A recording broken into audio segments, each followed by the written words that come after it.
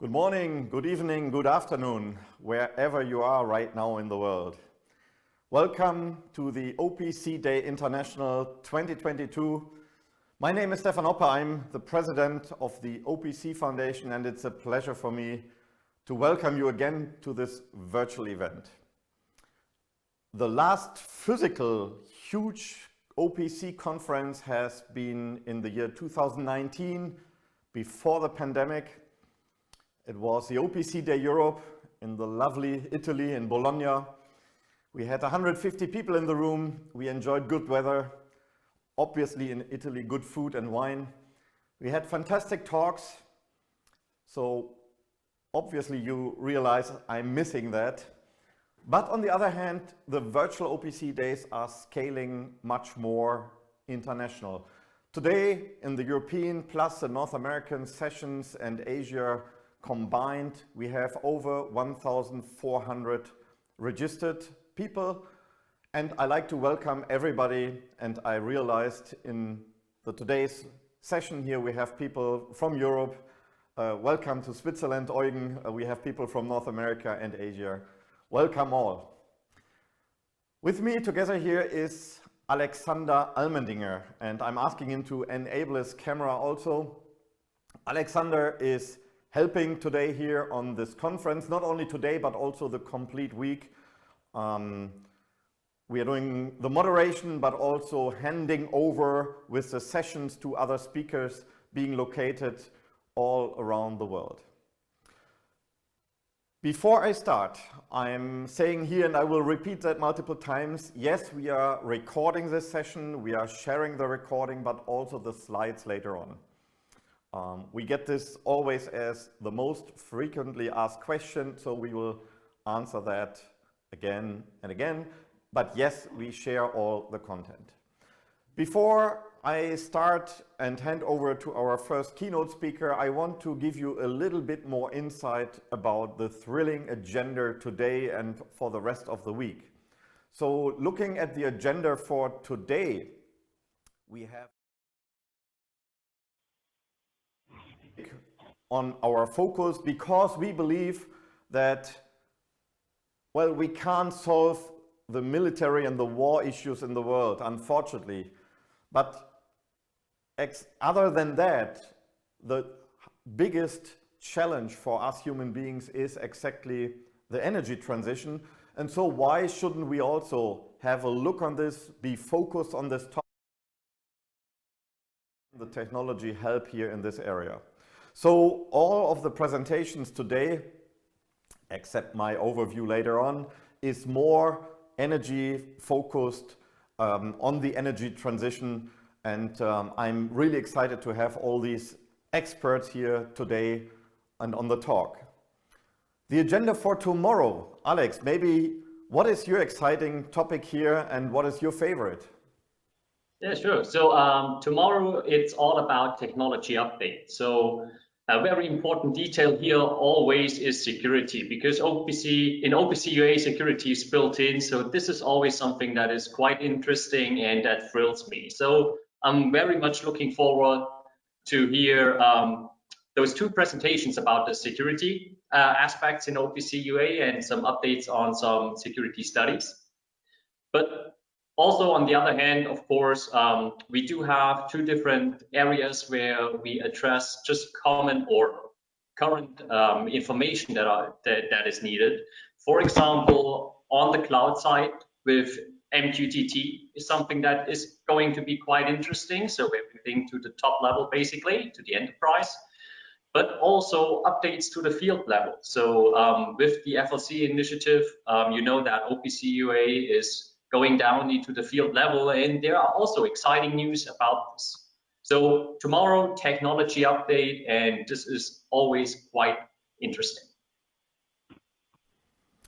Perfect, thank you, Alex. And for those who have not seen Alex before, he is the lead of the OPC lab in Europe. He is located in Stuttgart, South Germany. He would say in Göppingen, but this is a little bit far away, nearby Stuttgart. As you see, Alex is young, thin, short hair. For me, it's exactly a little bit the opposite, but okay. let's talk about day 3. Day 3 is the day of collaborations. OPC UA is all about secured semantic interoperability. So who is defining the semantic on the day 3? We are providing an update on existing working groups, like the harmonization group and what are the next steps. I'm really looking forward to have new basic building blocks being integrated into that, harmonized companion specifications. But we also have great new initiatives, which we are providing first time here on the Wednesday, on the day 3. So what's happening on day 4, Alex? Yeah, so day 4 is going to be about architecture and application. And this is something that is, a very important topic. So with now looking at OPC UA, where you have more and more OPC UA components, then you always need to think about how to put everything together, right? You need to think about the architecture. And this is being addressed in on day 4. And this is also addressed, for example, on a very generic concept by in just the first presentation, but also once again, you see that we are focusing on cloud more and more. So we're really eagerly providing more information here. So also on day 4, you will get more information about the cloud and how OPC UA is being handled there. So once again, day 4, architecture and applications, and like I said, also always interesting. Yeah, definitely. I mean, just to add, doing a secured communication between two components, that's easy. But obviously this doesn't help you if you have a large factory, a large plant, operation plant, you have multiple 100,000 devices, you can't configure them individually, so you need to have other mechanisms, and Jim Lewis, the CTO, is talking about that on Thursday. The last day, the Friday this week, we thought we definitely have to address education in a more easier way, to highlight what is the challenge, but also give a short, easy to understand solution. And this is where mostly the toolkit vendors come together, work very peaceful with each other. They are addressing all the frequently asked questions from end users, from integrators, and that this is what we most hear from them. And we are providing always very short 3, 4, 5 minute answers. So you see, we have a full week. Stay tuned, please dial in the next days and ask questions. This is why we are here. You find your Q&A window, and whatever question you have, just put it into the window. We have always the presenters of the day being here live, available. They are answering all your questions, which are where they are focused on their topic. And whatever we can't answer that day immediately, instantly, we will ask our experts and we will provide written answers later on, which we publish on the OPC Foundation web. With this, it's again a pleasure for me to open the OPC Day International 2022. It's also a pleasure for me to announce the first keynote speaker today. It's Espen Krogh from Prediktor. I think it's the first OPC company in Norway, but he can do a better explanation on that. Espen, it's a pleasure to have you here. You are talking about the energy transformation. I'm handing over to you.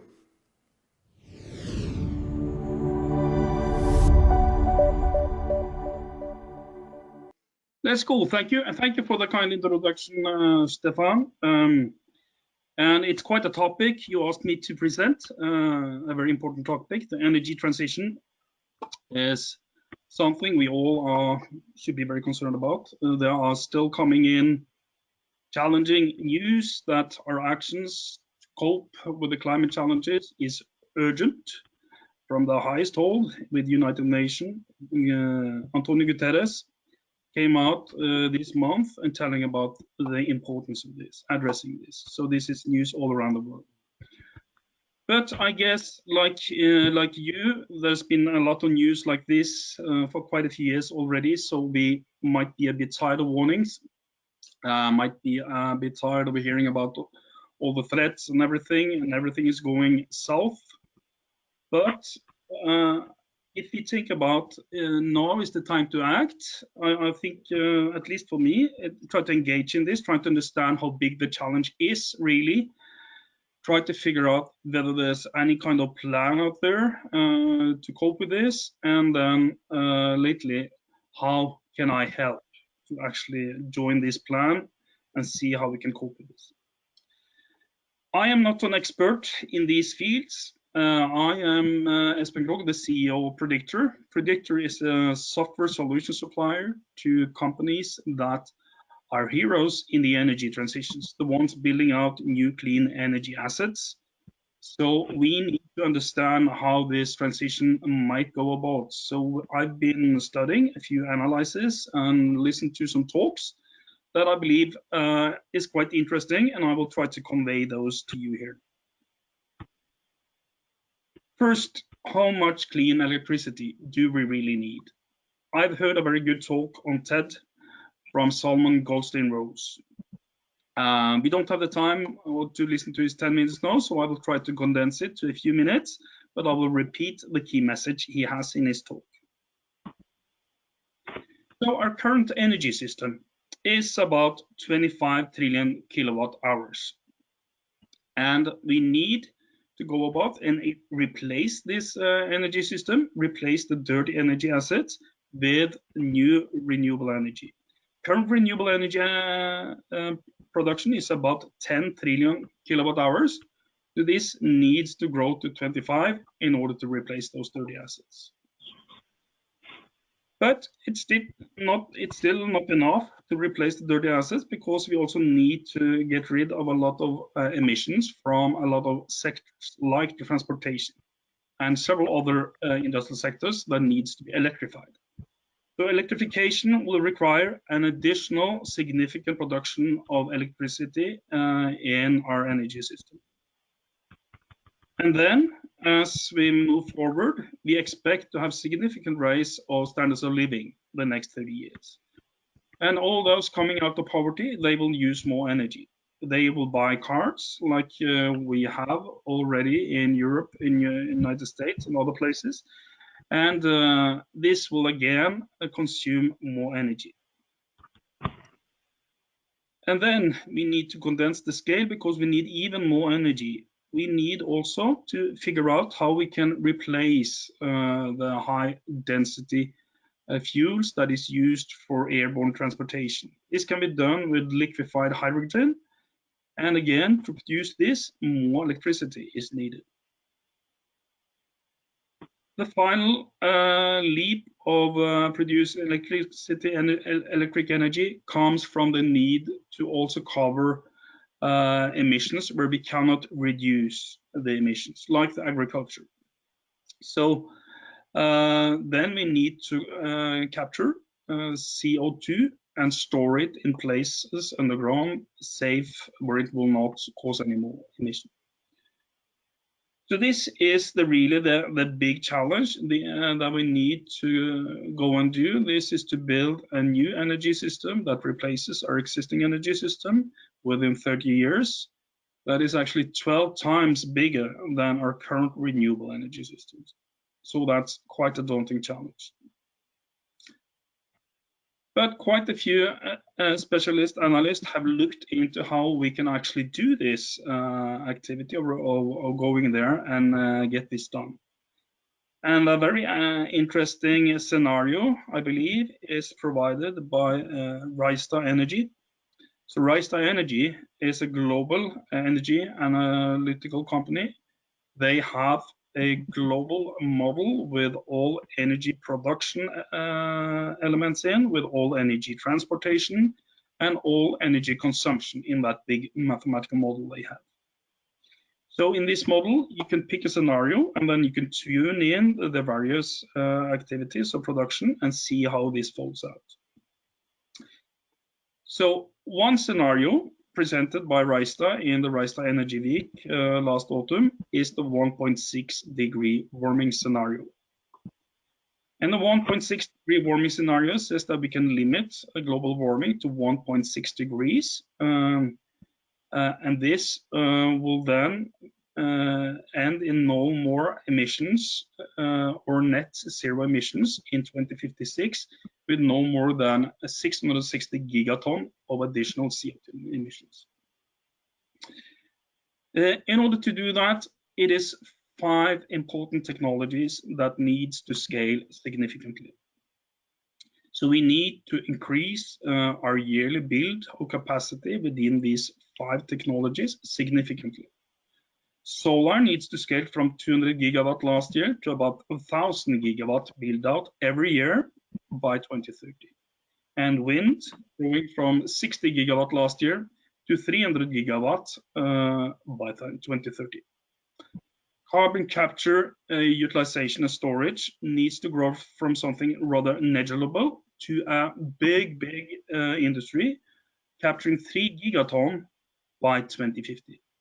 And batteries from also a smaller 1 terawatt production last year to more than 20 terawatt by 2040. A hydrogen value chain needs to come in place and increase hydrogen production from about 70 million ton per annum last year to 350 megaton per annum in 2050. So is this realistic? Can we really scale these technologies to the level needed in order to address this scenario? Well, if you look at solar, solar has done a 5x scaling several times already in the history. The solar build-out capacity scaled 5x in 04 to 08, in 08 to 14, and 2014 to 2021. Hence, it's believable that we can still scale it another 5-fold from 2021 to 2030. But of course, supply chains will be rather stressed in doing this. So every body needs to be focused in the supply chains.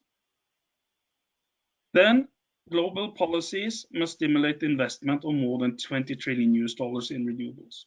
So this can sound like a rather big number of investments, but Rystad Energy tell us with this analysis that the number of investments needed every year is actually not bigger than has been invested in the energy sector the last decade in average.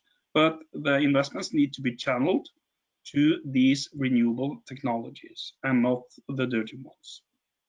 So for this, we need the global policies. And happily, we have news coming in every month, I believe, on new policies coming to place in the bigger regions across the globe. This is happening. And also, we need all hands on deck. A lot of new technologies need to be built. New industries like carbon capture and hydrogen production need to build from almost nothing to significant and big industries. So the capable multidisciplinary engineering organizations like we find in oil and gas need to join to try to do this. And this is also something we see in the news nowadays, is that all those former oil and gas operators, they have significant ambitions of switching to renewables and joining the energy transition.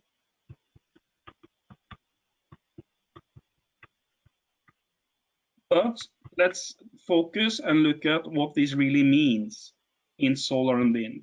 Within the next 8 years, we need to build a significant high production of solar plants and wind farms out there. So what does it mean to build 1,000 gigawatts of solar plants per year? What does that mean in practice? Let's look at this site. It's Benban in Egypt. It was the world's largest solar park when it was built in 2019. Now I believe it's the 4th biggest or something. It's located in the Egyptian desert. It's quite close to the nearby Aswan hydropower dam, and it produces almost the same amount of energy. It's big. It's 6 by 6 kilometers in size, so it's visible from the outer space. In 2030, we must build a significant solar power capacity of 500 Benban-sized solar parks every year. So that's quite a big ambition. And what does it mean to build 300 gigawatt of wind farm every year? Well, let's look at this one. This is Dogger Bank, the world's largest offshore wind farm, still under construction. It will be set up in the North Sea on a fishing bank called the Dogger Bank, hence the name. And the total capacity planned in this is 3.6 gigawatts. And it will power 5 million UK homes with the electricity demand in those homes. So the actual structure of this asset is 277 wind turbines out there offshore in sea. Each wind turbine is the size of the Eiffel Tower. And the area it covers is similar to that of Greater London, about 40 kilometers by 40 kilometers. By 2030, we must build the order of 100 Dogger Bank-sized wind farms every year.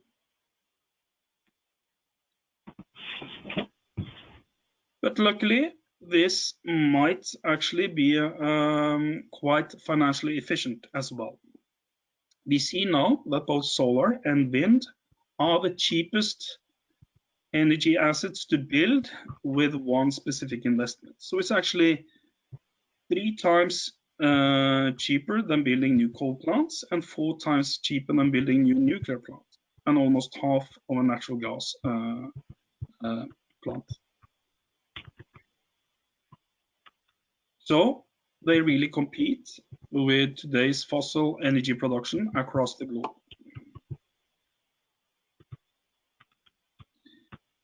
Now, what does it mean for us, the OPC Foundation and the OPC community, that I believe many of the listeners associate with here today?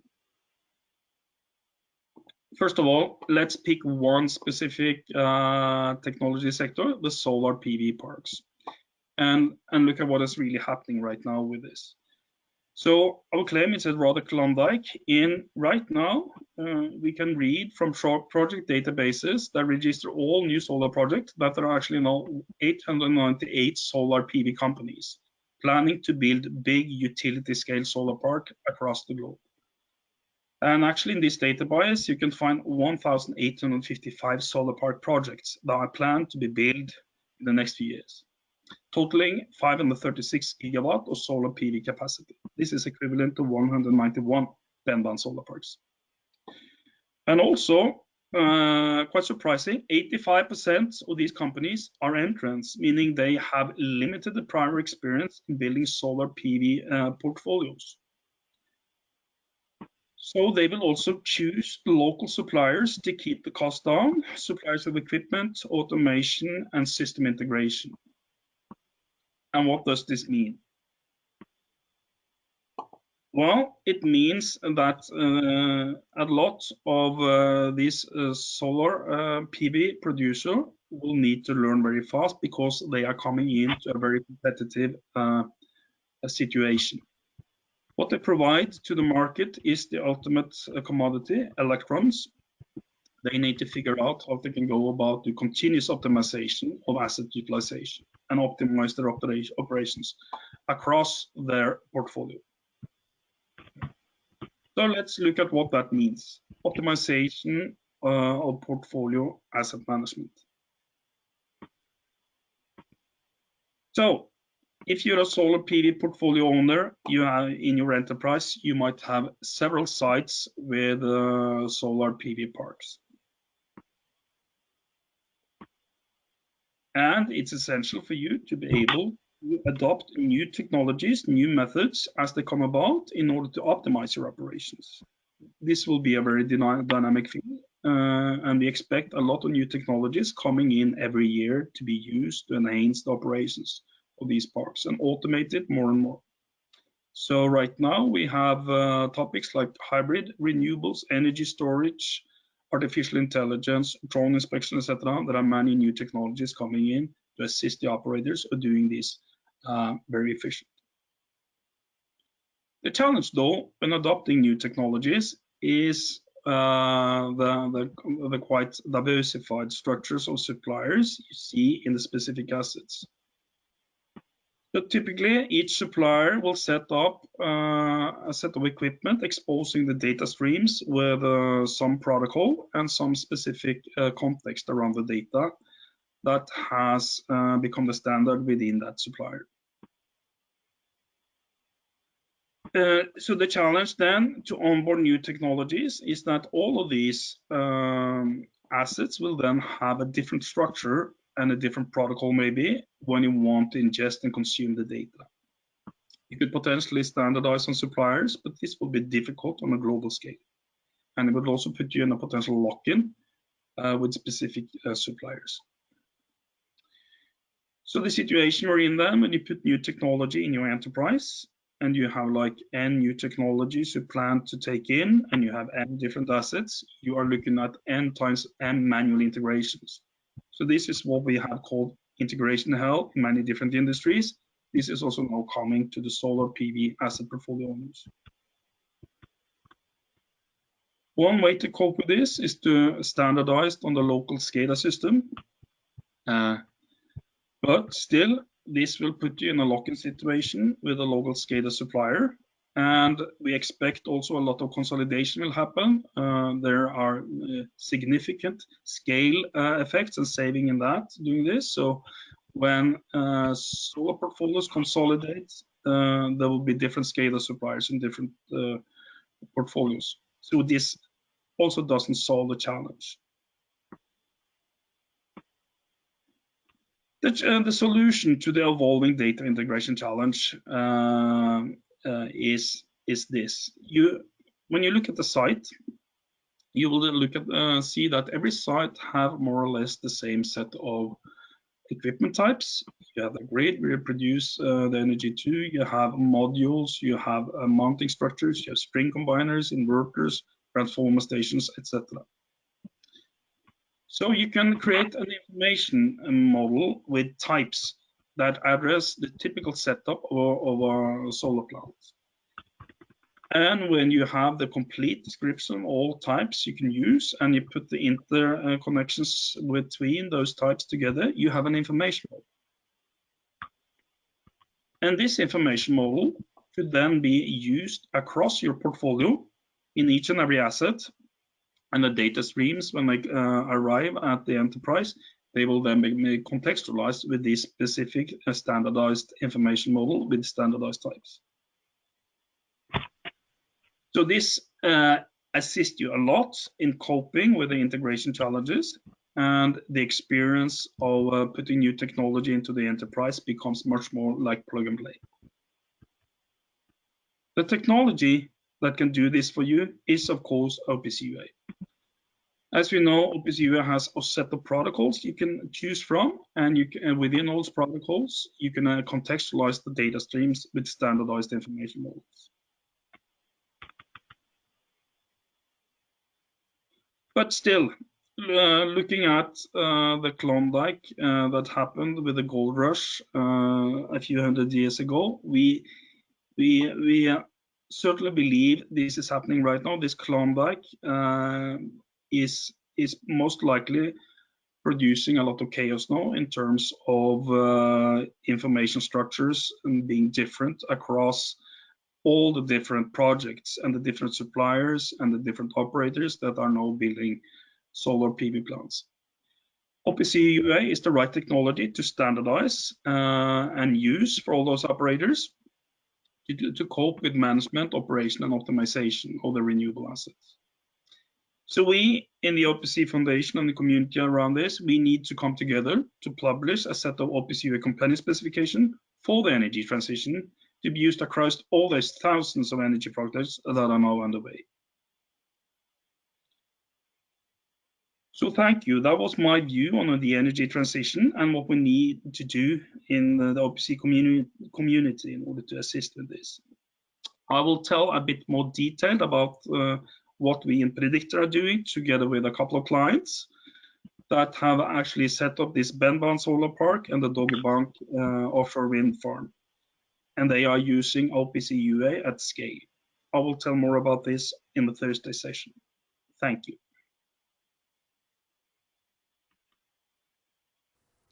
Espen, thank you so much. That has been impressive numbers. I'm really thrilled to see that OPC UA has already been used for the modeling in that areas. And I'm really excited to follow your presentation on Thursday, where you're diving a little bit more deeper into the wind turbine, the largest wind turbine plant and solar panel plant. Thank you so much, Espen, for this keynote presentation. And now we are handing over to the next keynote speaker. Instead, it's two speakers. On the one hand, it's Erik from Equinor and it's Kadri from Microsoft. And the reason why they are presenting is because Kadri, which I'm knowing for long years, has contacted me and says that he's so excited, he's so thrilled working in this project because it really makes sense for us human beings collecting CO2 and store it somewhere, that I said, hey, that's amazing. We need to learn about this. And so I'm really very thankful that both of you are sharing this information with us here. And this is also a call for the audience. If you have something great, why not share it with us so that the world can listen on these challenges and the solutions also. Before I hand over to both speakers, I like to again ask the audience, please add your questions in the question and answer window. We will collect them, and at the end of all the presentations today, every speaker will be online. Espen will be there, both Erik, Kadri, the next speakers, to answer all of your questions. With this, I'm handing over. Erik and Kadri, it's, the floor is yours.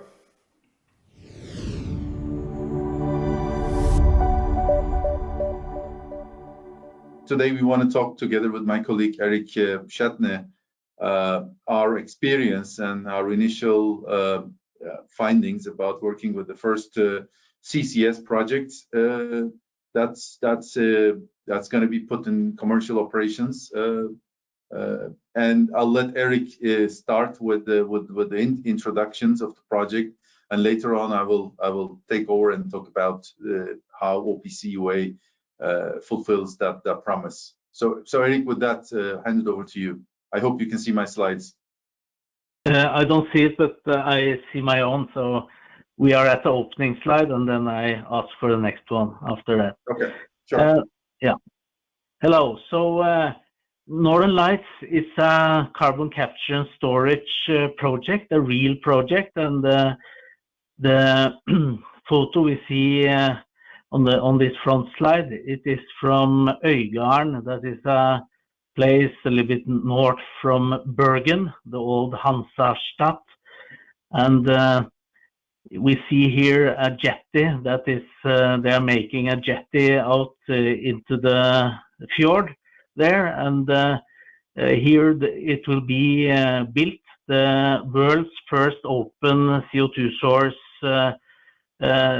CCS value chain. So next one, please. Have you changed it, Kadri? Yes, I have. Yeah. Yeah. So that is. So this one show kind of this the global greenhouse gas emissions. That is the problem that we want to contribute to solving, and we see here that there is a big gap between the policies and actions and also 2030 targets. So, and the gap is of the order of 20 gigaton CO2 equivalents per year. So it's like 20,000 million ton. So it's a huge global gap here, and that gap needs to be closed, and CCS, carbon capture and storage, can be one part of that solution. Next one, please. Yeah. This one shows the European CO2 sources on the left-hand side. And EU has mapped about 2,000 sources, industrial sources in Europe.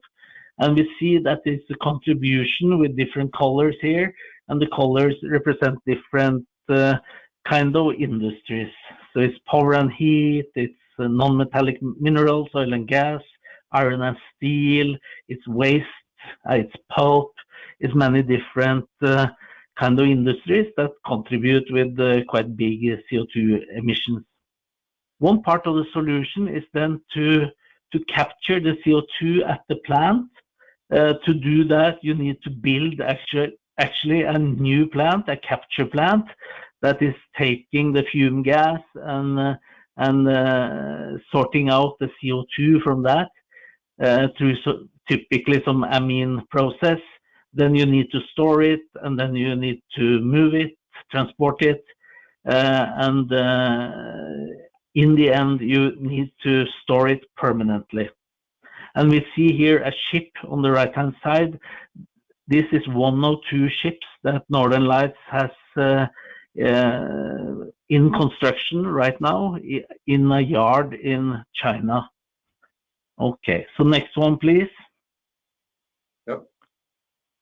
Yeah, so the Northern Lights, it's supported very well by the Norwegian government, and the government take 8% of the costs roughly the first 10 years, at least for the first customer. And then it will start the operations in 2024. The first customer is Heidelberg Cement. And their plant is called Norcem, located in Brevik in Norway. It's located very close to the port there, Brevik port. So it's very easy to kind of store it at the port, and then you can pick it up at the port there. And you see on the photo or the illustration on the upper side, you see this huge structure in this upper left corner. This structure is the preliminary well structure that will be put on the sea bottom in July. They will test and then this structure, inside this structure, the wellhead and the whole well will be located, and it will go vertically down 2.6 kilometers, and then the CO2 will be pumped into a saline aquifer at that depth. And this field or the storage site, it's located about 100 kilometers out from the coast, so you need a pipeline to transfer the CO2 from the coast, from this Øygarden.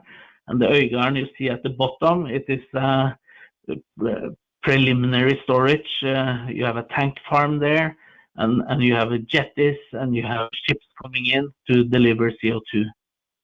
These ships, the first ships are 7,500 cubic meter cargo size, but we are looking at even bigger ships now. So in the first phase, we have 1.5 million ton. In the second phase, that we hope we can start later, it will be 5 to 6 million ton. Perhaps there will be one phase after that also. Next one, please. Yep, done. This shows the value chain, the whole kind of this business setup for this new industry of CO2 capture, transport, and storage.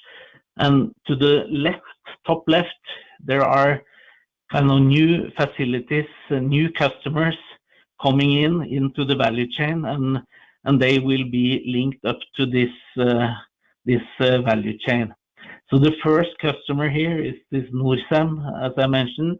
They are currently building a capture plant that you see in the middle between Norcem plant and this storage.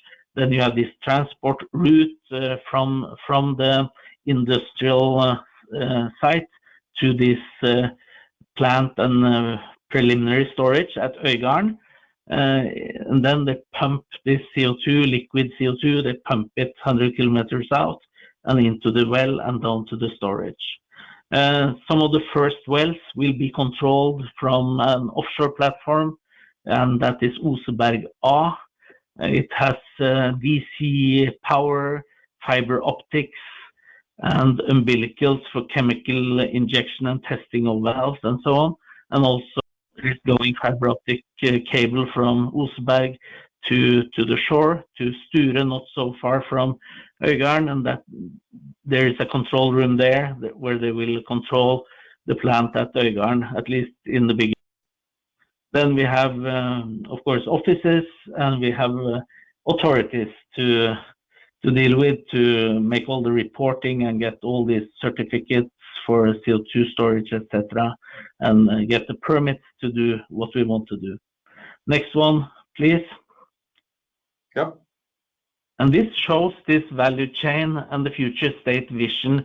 We kind of, when we talk about interoperability and asset administration shelf and OPC UA, etc., what we can do, what we want to do is to have this, to build actually this interoperability, that these different value chain elements can talk and they can work together without human intervention. So here is just an example. It's like exemplified, like a chat between value chain elements and not between people. So the capture plant might say, vessel 2, I'm at 70% of max CO2 capacity. Please see my 5 days forecast. When do you come and pick up CO2? Then the vessel answers, plant 5, I will slow down to save fuel. I'm ready to load in 3 days. Okay. Then these value chain elements can make deals and optimize their own operations. And then you have the port 1, for example, at Øygarden, they can report to the port where the ship was coming from. So port 1, here are your report for the CO2 offloading yesterday. So all this reporting can be done automatically. And also out in the sea, on the seabed, you have this huge template, and that can also communicate with the other elements. So guys, based on AI, I predict the optical fiber switch will fail in 3 months, suggest to replace while plant 4 has turnaround. Okay, and so on. So we hope that and our future vision is that we remove all the reporting, almost all human reports, and we do that automatically. Yes, and then please take over, Kadri. Thank you so much. I mean, as you've seen, the actual physical infrastructure to do CCS is so complicated, and there's a huge amount of investments that's done, whether in terms of piping or drilling wells that are thousands of kilometers long. But a couple of things here. Why is CCS important? So one, CCS is the only way to decarbonize molecules. So industrial manufacturing contributes a big portion, probably the biggest portion of pollution. So it's the only way to extract the carbon from those industrial manufacturing plants. And then the second thing is CCS is also an enabler in the network. So with things like blue hydrogen, which makes hydrogen, affordable, I would say, and abundant. With those kind of CCS enables hydrogen to play a bigger role in the energy storage industry. So that's why CCS is a key enabler. And to be able to run that complicated infrastructure, there's also an equally complicated digital infrastructure that needs to be built. Probably we can call it the digital backbone. And that digital backbone needs to be needs to communicate with a lot of entities. So as you've seen while Erik was explaining, there's the customer perspective. So the customers in this case, Norsum and Fortum, they have the capture plans, and then they have the storage units, etc. But they need to communicate with the normalized JV to exchange information, as you've seen in the last slide. So and there's similar things like Erik talked about Equinor running the well, and there's other things. So at this point, the 2 vessels are being run by Northern Lights, but in the future there will be other ships, and also you need to integrate, you need to communicate with the authorities and with the ecosystem to run this. I mean, whether it's application providers or data providers. So to be able to run all of this kind of an infrastructure, you need an open and secure API that can scale and send these information, events, etc. And to me, that looks like the definition of OPC UA. And then the other perspective here is, again, there was a talk before today. All of these different components here, they're usually built and operated by different entities. So unless you build a standard model for all of these, and then to communicate between each other, it becomes a nightmare. So in that sense, OPC for data management and OPC UA modeling is a perfect fit for that. So that's why we picked that one, and now we're working on that to enable those. In terms of like if you look into from a system perspective, like again, the value chain has a lot of things. So the typical CCS value chain usually starts with an industrial facility. The industrial facility could be world, by the way, for things like direct air capture. And then there's a capture facility, and then after the capture facility, you make that CO2 ready for transportation. It's transported. The transport could be in terms of pipelines. In Northern Lights, it's through vessels. And then it goes to a central location. It's almost like the waste management transfer stations we have in the US, where the waste gets consolidated and processed, and it's been sent over to the end point where it will sit in the mother nature for the rest of the life. So I think, and to be able to do all of this, again, coming from a systems theory perspective, like today we have, for instance, OPC information models for things like pipelines, or we have like things like for pumps and compressors and tank farms. There's a lot of work that's been done already in those, so those could be usable. But I think the most important thing is for a system, it's much bigger than the sum of the content. So the real opportunity here is the arrows that you see in the middle.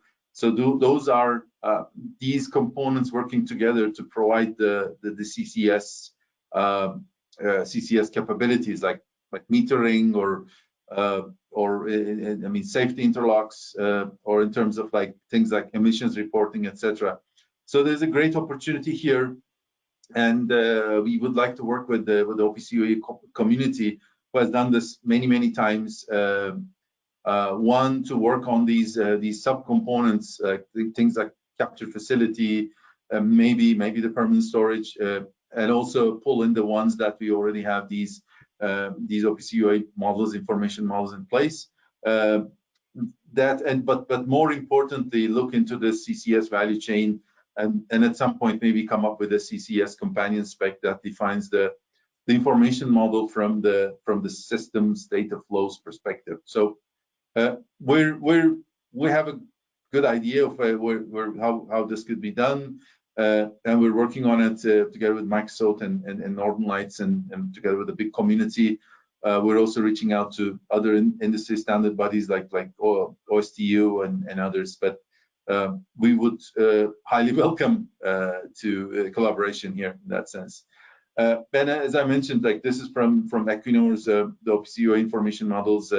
Espen would absolutely know these, and this is the object types that was generated and open sourced. So there are certain things to start from. We don't have to start from scratch, and hopefully at some point put it in a companion spec for CCS. A little bit about our technology thinking. This is still work in progress. Just keep that in mind, because the whole reason is this is the first time that a CCS implementation of such scale and such commercial approach has been done. There's a few projects here and there, but this is the first one that will be an official CCS project that will be run by an entity and provided as a service. And we're seeing a whole lot of interest and customer demand in this. But look into the OPC domain, it's very straightforward. So we have the production assets. So there are some modeling and data perspective from the production assets. There's also an opportunity there. Then what is very standard, I mean, like edge gateways and cloud gateways, etc. We can get this data in through using OPC UA. It's a no-brainer there. I think the more complicated part would be the using the cloud library or OPC UA modeling to build the digital twins from a CCS perspective, from a CCS system perspective, and then also maybe leverage some of the asset-specific models in that sense. And example I can give there is like, so if you look into the asset level, and then let's say in the capture plant, it might be like predictive maintenance of certain things, operations of the absorption columns or whatever. But if you look at it from a CCS perspective, then you might want to add things like metering, or you might want to add things like emissions. So how much emissions does this CCS capturing generate?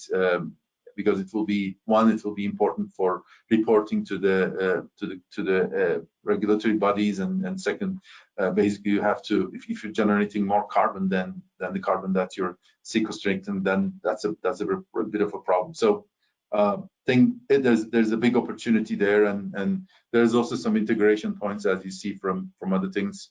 My colleague Erik will have a conversation around the asset admin shell, but as the asset admin shell matures, then the big opportunity is to be able to expose those models, as I've shown in the first slide, around the APIs, and now like everybody can talk to each other with the asset admin shell. And there are also other concepts, interesting concepts. Like I've been reading a paper yesterday. It's around building simulation capabilities inside the asset admin shell, so that like now you can get these different assets connected to each other and have an end-to-end simulation of the whole value chain. So that was the first one, the simulation and planning work stream that I showed. That's also important in terms of planning. And again, like we can talk about these, but from a technology perspective, like we've been testing this quite a bit, and now you can get data from a OPC UA system. You can send it over to like in this example, it's a Kafka broker, and event hubs could serve as Kafka brokers, and then it can go to a back-end time series database. So you can replace these logos here or these icons here with anything, but it's a well-proven implementation, and we've been testing it also for Northern Lights, and also there's been a mention about MQTT, and there's going to be some conversations around MQTT. So that's a very quick intro. If you have any questions, we'll be more than happy to answer those. But as I said, the most important thing is like the North Star could be a companion spec for CCS, probably partnering with other standard bodies to build that. And with that, I will hand back to Erik. He's going to show an interesting concept. And for those who have been in the metaverse discussions for some time, like I'm a great fan of Decentraland, and just it's an interesting concept. I think it will pick up in the next few years. So Erik will show us how advanced like they've been with Northern Lights with those digital twin technologies using those metaverse concepts. So Erik, I'll just run the video and I will leave it for you. Tell me when you started. I started, yeah. Yeah, all right. So this is part of some Equinor technology. It's called Echo, and here they use Unreal Engine version 4 together with Meta Quest 2. That was earlier Oculus Quest 2. There is some gaming technology here. Now we enter from the locker room. We go into the seabed, and here we see the early phase well structure, and we have an avatar there. It's Morten Heggenes He was the director of ECHO, this digital twin visualization hub in Equinor. And this is just a prototype pilot project for subsea that we try to build the same as we have built for topside facilities. Equinor has perhaps about 53 offshore facilities, and now we move into the subsea also. So here we see an ROV, and we want to use this kind of technology to do the training when we are actually, before we do the marine operations. It costs 1 million Norwegian kroner or 100,000 euro for each day when you are out on the sea, and then if something wrong and you have to redo it, etc. It can be very costly if you get 1 week with the trouble. So we want to do the training for marine operation, what we call the HACID and HACCP, hazardous identification and hazardous operations planning. And then people can sit with VR and do this online and actually go through the installation program online with the Googles and work together. So this is a multiplayer environment. It works with 5 to 10 different people. So hopefully we will have good use of this gaming technology in our marine operations outside the Øygarden. Thank you. Yeah. Thanks, Erik. And taking the risk of repeating myself again, working as a group to come up with the underlying OPC UA modeling and the information model for the assets in future, extending those to asset admin shell models will be critical here, because there's going to be a lot of these CCS implementations, and there's going to be as we presented, even more with Northern Lights, like we're already wrapping up phase 2 and phase 3, and others will come. There's a huge interest. So the faster we can standardize, we have a greater opportunity as the community to build products easily that integrates with the whole infrastructure. But thanks, and hope it was useful. And again, apologies for the glitches at the beginning. You see me speechless, Erik, Kadri. It's amazing. I mean, thank you so much for insights of the project. It's critically important for all of us, for the human beings, to somehow deal with CO2. That the global warming is not increasing. So we have to somehow deal with that. The OPC Foundation is super proud. Again, you see me a little bit speechless here, that we are a small part of your efforts, of the modeling, what you described, of secured exchange of these information. We hope that you are successful for the future, that you can even increase all your efforts, and that we hear much more good news and stories in future from you. Thank you so much, Kadri and Erik. With this, I'm handing over to the next speaker.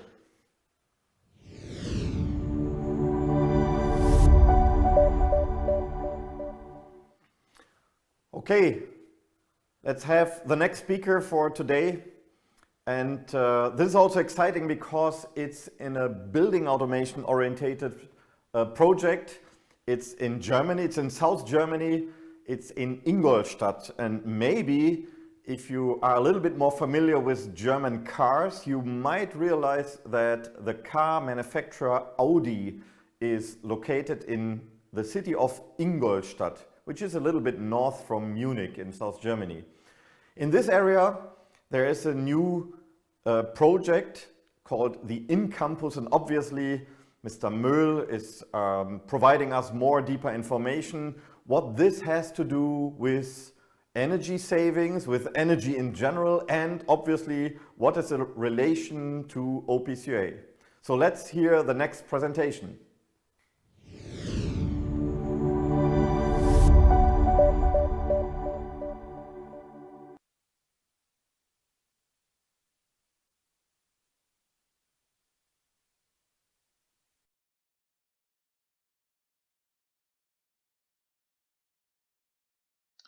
On behalf of the InCampus project team, I welcome you to this presentation.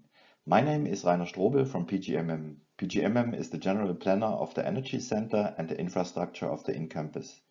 In the first part, I will give you brief information about the project and the energetic aspects. In the second part, Mr. Möhl will take over and continues with more automation-related details. The InCampus is a joint venture developed by Audi and the city of Ingolstadt. On the brownfield of a former refinery plant, modern workspaces for research and development in high-technology branches are growing. The campus will provide up to 1 million square meter of gross floor space and count about 60 single buildings. In contrast to the former utilization, the project goals were to develop an outstanding, efficient, sustainable, and green environment, including a low-emission energy concept. Since the beginning of the design phase in 2016, the Energy Center, the infrastructure, and the first 3 buildings have been successfully constructed and commissioned.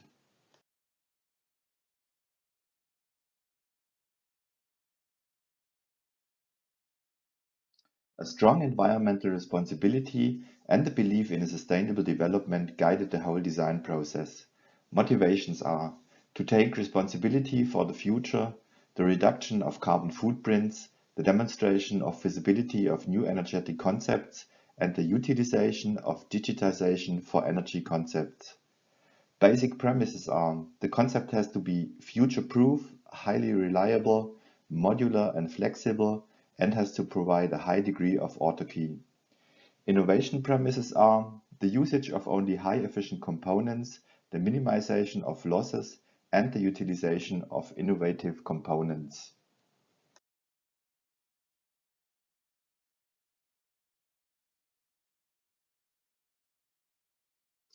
The resulting design for the energy concept is indicated here. On the upper right side, we have efficient heat pumps, which cover the heat demand as well as the cooling demand of the buildings. They are connected to the low-X pipe system. Further connected to this system are all available heat sources on the upper left, as well as storage systems on the lower right. Environmental components are integrated on the lower left side and can act as energy sources or energy sinks at the same time. A general modular design allows the integration of additional heat sources, storages, or conversion technologies in the future. Let me explain general operation strategies with 2 examples. In summer, on the left side, the low-X system will reach high temperature levels because the heat pumps will mainly provide heat while they are cooling the buildings. That allows on the one hand to storage this heat energy and on the other hand an efficient rejection of surplus heat to the environmental sinks due to high temperature differences.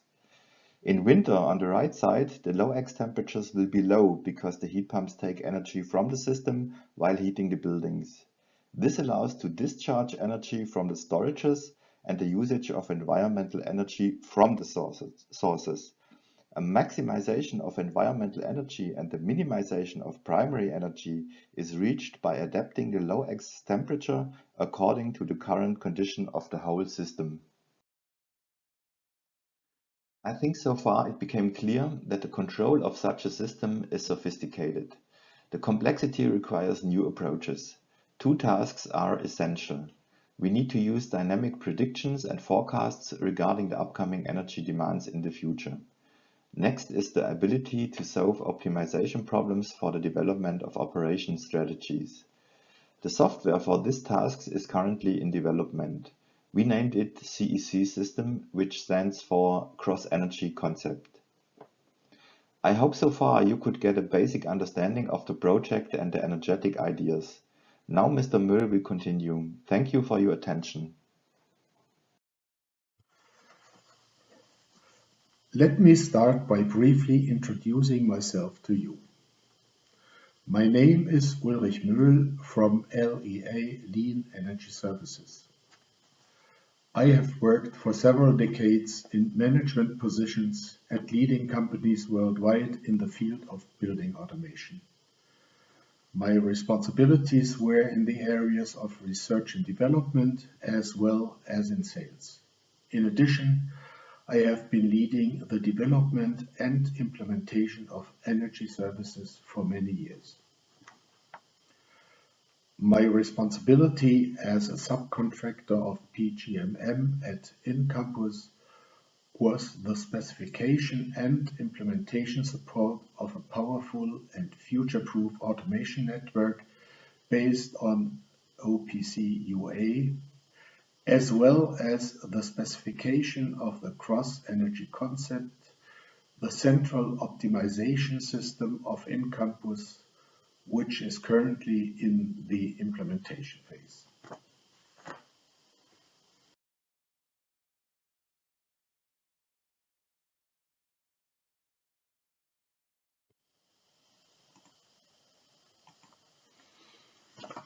I would like to start by saying a few words about which special requirements have existed and exist in the field of automation technology on the InCampus, besides all the standard requirements for building automation systems.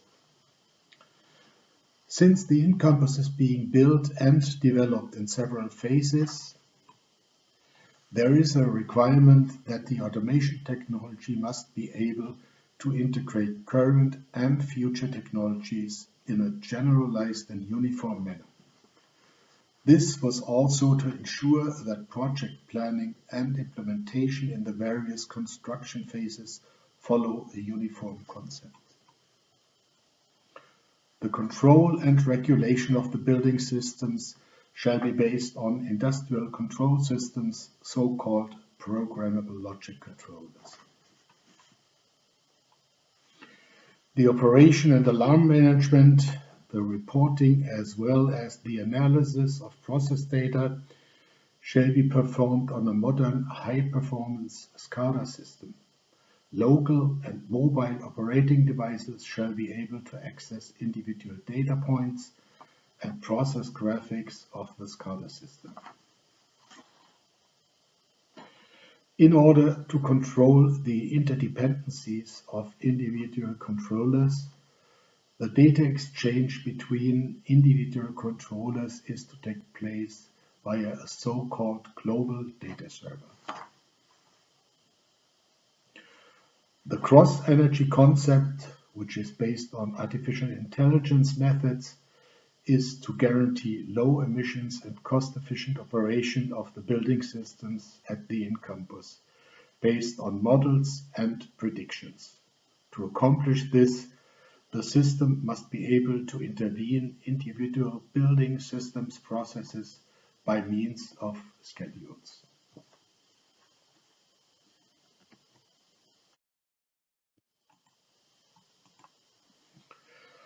Optimal interaction of the various building devices and systems across multiple energy sectors, such as heating, cooling, electricity, etc., requires a uniform, future-proof, and secure communication, automation, and information structure. Let us first take a look at the communication structure.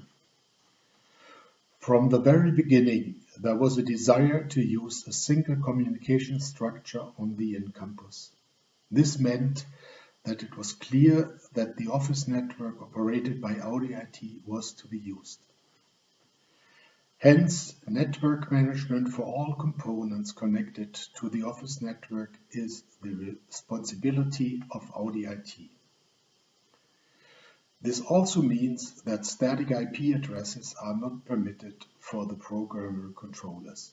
Instead, the dynamic assignment of IP addresses is carried out automatically by Audi IT on the basis of the DHCP protocol. The security specifications of Audi IT must be complied with. Now a few words about the automation structure. Here too, there is a campus-wide standardized automation network to which all programmable controllers, the central and local operator stations, the central optimization system, and the programming stations are connected. The use of certificates to allow and deny connections must be made available. The operational devices and systems are monitored and controlled by the programmable controllers. Special local devices such as blinds, meters, lighting systems are connected to the programmable controllers via special field buses, which are particularly suitable for the respective applications. Now to the information structure. For uniform exchange of information, it must be possible to develop an information model that meets both today's needs and openness for expansion to meet future needs.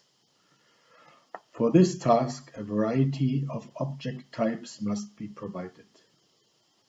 These are, on the one hand, standard objects such as digital and analog inputs and outputs, and on the other hand, component objects for acquisition of devices, plans, and systems. Component objects can be, for example, pumps, valves, chillers, heat pumps, or even buildings.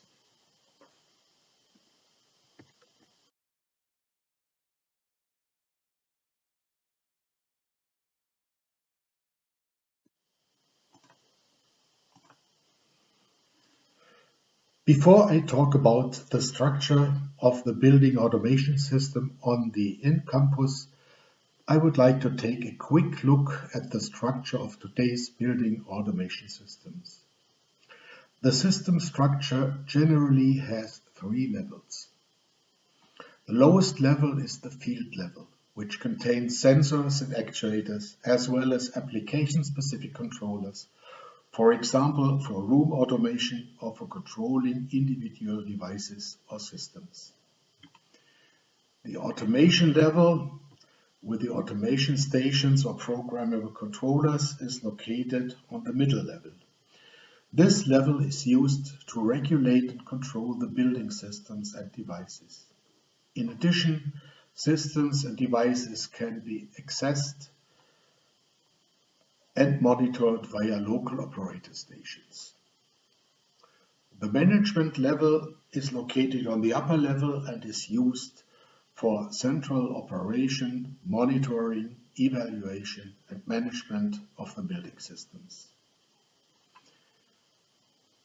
The controllers of the automation level acquire the sensors, actuators, devices, and plans of the field level either via direct inputs and outputs or via dedicated field bus systems. The following technologies can be mentioned in particular as communication systems for the field bus level. In ocean, for communication with radio sensors and radio actuators. SMI for communication with blinds. DALI for communication with lighting systems. MBUS for communication with meters. IEC 61850 for communication with electrical equipment. KNX and LONEWORKS for communication with actuators, sensors, and application-specific devices and controllers of the field level, and finally Modbus for communication with selected devices and systems. The controllers of the automation level communicate with each other and with the devices and operator stations at the management level via a central automation bus. BACnet is primarily used as the communication system for the automation and management level. However, it cannot be omitted that LONEWORKS as well as Modbus, KNX or IEC 61850 will be used on the automation and management level. OPC is generally only used in the field of building automation for coupling with third-party systems or with SCADA systems.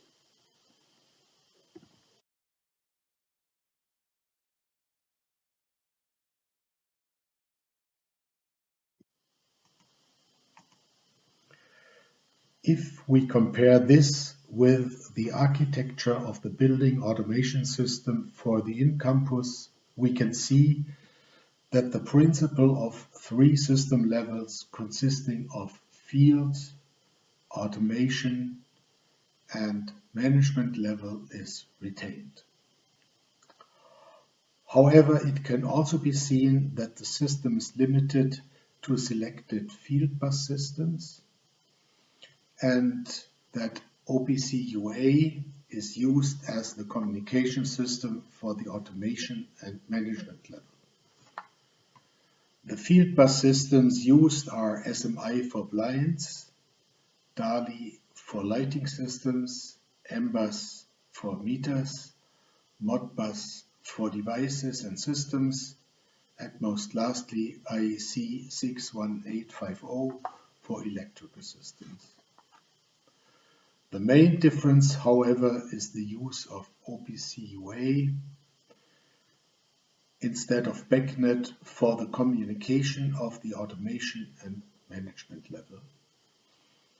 I will go into the reasons for this at a slightly later stage.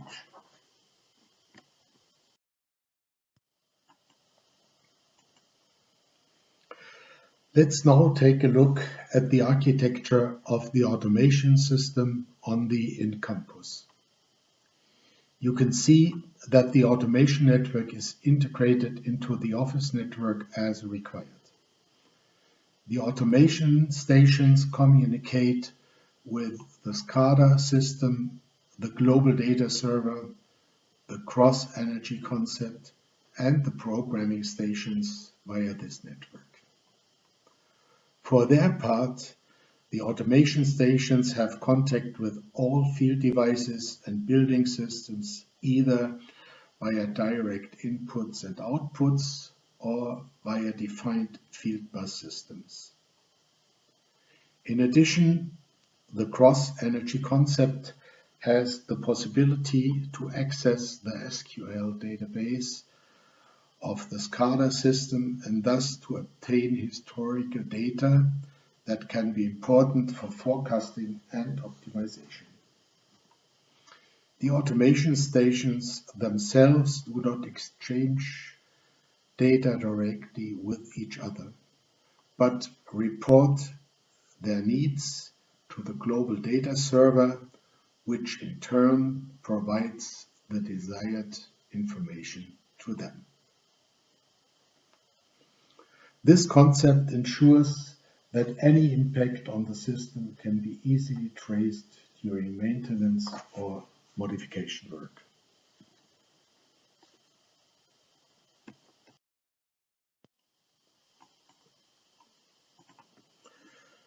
So why is OPC UA and not BACnet being used as the automation network on the in-campus? Network and data security was a core requirement for the automation network of the in-campus. However, network and data security was also one of the core objectives for the specification of OPC UA as a protocol for Industry 4.0 from the very beginning. Therefore, it was only logical to focus on OPC UA. In contrast to BACnet, OPC UA provides the cryptographic mechanisms required for a secure factory to safeguard communication. This is also confirmed by the investigations of the German Federal Office for Information Security, which systematically analyzed OPC UA communication with regard to the secure channel session and discovery services in accordance with the specification. This analysis did not reveal any systematic errors. Based on the analysis results, the OPC Foundation has further improved the OPC UA specification. Since OPC UA is an open standard that is not dominated by one manufacturer or manufacturer group, it offers customers the possibility to remain manufacturer independent. In addition, OPC UA offers the ability to connect multi-vendor networks across different deployment levels from the control level to the enterprise level. Furthermore, OPC UA makes it possible to define information models independently. That means without the involvement of the OPC Foundation, to release them for campus-wide use and to dynamically adapt them to expanded needs in the future. This special feature guarantees Audi high flexibility and productivity without loss of conformity to the standard. Last but not least, OPC UA is already being used in the industrial environment at Audi and thus fulfills the strategic group requirements for company-wide communication in automation technology.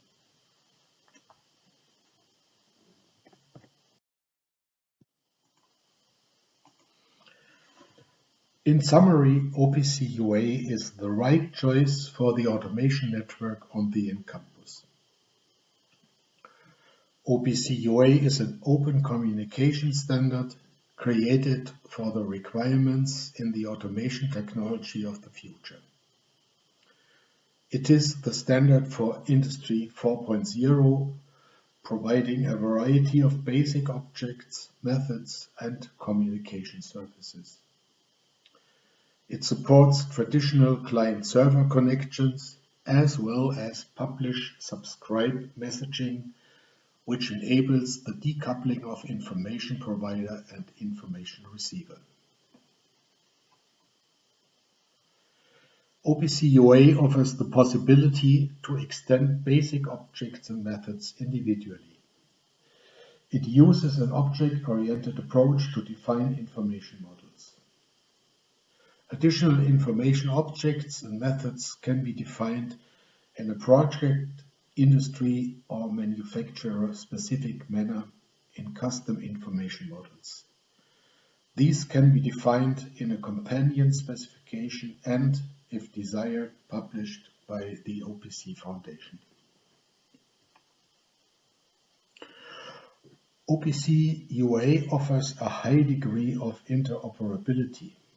It is platform and manufacturer independent, has a service-oriented architecture and thus ensures a clearly defined flow of information between devices and systems from different manufacturers. Last but not least, OPC UA offers secure data exchange because it has a wide range of security-relevant encryption and administration methods. It thus offers a high level of protection against espionage, sabotage, and errors. The issue of reliability is also supported by its own redundancy concept to prevent data loss. Thank you for your attention. Thank you very much, Dr. Möhl. You see me smiling and obviously seeing that OPC UA is selected to be the one solution to scale from the IT to the IT is definitely a big fish here for the OPC Foundation. So thank you very much for this impressive information. We will definitely hear more from this project in the next years, because I believe what you mentioned, the strong features of OPC UA, the modeling capabilities, will result in additional information models, whatever is existing there. So I'm looking forward to hear more from you in the future. With this, I'm handing over to the next speaker.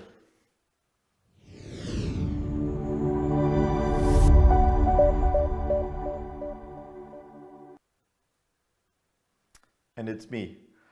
What a surprise. It's an honor for me to give you some updates for today on the OPC Foundation about open, secured industrial interoperability. It is not a basic introduction into the technology. If we have this OPC Day International once a year, I want to give just a short introduction in case there are completely new people here connected to this conference, but then I want to give an update on what's new and where we are going and what is the direction of the OPC Foundation. So let's start quickly on the agenda for today. I give just a very short introduction on the OPC Foundation itself, but then talking more about the promise of the secured semantic industrial interoperability, which is based on three pillars: the OPC UA technology. I'm just shortly covering security. Second, I'm talking about OPC field to give you an introduction, talking a little bit more about OPC cloud initiative, on our collaborations, certification, and also further activities on the rest of this year. So enjoy the time here. Short update: the OPC Foundation is a global international organization. We are delivering a standard called OPC UA. It is an IEC standard, IEC 62541, and this standard is all about to make sure that we have a secure, reliable interoperability platform which allows to exchange standardized information independent from any vendor, independent from the platform, from the operating system platform, from implementation languages or the domain. So it's completely agnostic for vendors, platforms, domains. And it scales. It scales from a super small sensor up into the IT and cloud and beyond. The deliverables, what we do, we are really delivering openness. Openness is what we breathe. The OPC, the O from OPC stands for openness. So all specifications, once they are released, are available free of charge to be downloaded. You just have to register on the OPC Foundation web. We provide sample code on GitHub, which you can download, play around, get first experience. We provide a great certification program to increase the quality of your products. Also, you don't have to be, you don't have to be a paying member of the OPC Foundation. You can go with your product to the lab, increase quality, pay your fee, obviously, your daily fee for the testing, but that's it. Overall, we believe that OPC Foundation is the world's largest ecosystem, including toolkits, education, universities with academic programs and so on around the globe for the field of industrial interoperability. And we are proud to have really modern IPR policy protecting not only the members, but also all implementers. Status of today, this morning, we have 866 members. We are constantly growing also in the area of the pandemic, and that's great. The board of directors are elected every year. Half of the board members are elected, and you see there has been a change.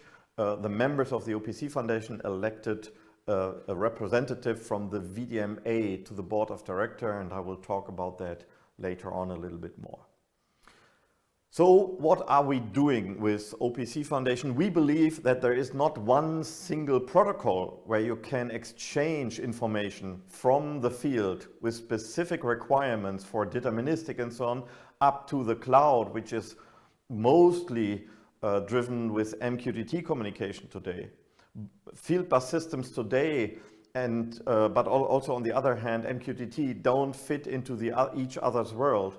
So we want to make sure that we are no longer talking about protocols and we don't want to implement protocols. We want to make sure to exchange standardized information, and these information are exactly defined by domain experts. But then for different purposes, we need different underlying IT infrastructure and underlying protocols to fulfill all these requirements. And these requirements are different inside a factory or a plant compared to vertical communication to cloud systems. And so we have different communication patterns inside client server, pub sub, to fulfill all these requirements. And so OPC can also grow into new fields, and we will learn about that later on.